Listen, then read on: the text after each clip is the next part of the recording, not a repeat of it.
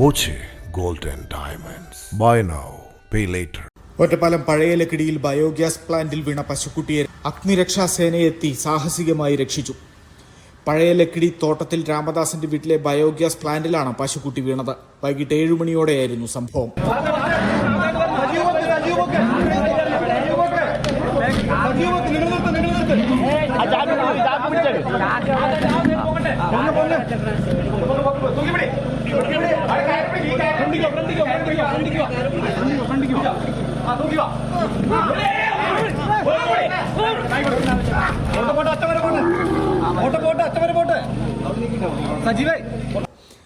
കുളപ്പുള്ളിയിൽ നിന്ന് അഗ്നിരക്ഷാ വിഭാഗം എത്തി ഹൈഡ്രോളിക് ഡ്രിൽ ഉപയോഗിച്ച് പ്ലാന്റിന്റെ മുകൾ ഭാഗം മുറിച്ചുമാറ്റി താഴെയിറങ്ങിയാണ് പശുക്കുട്ടിയെ രക്ഷിച്ചത്.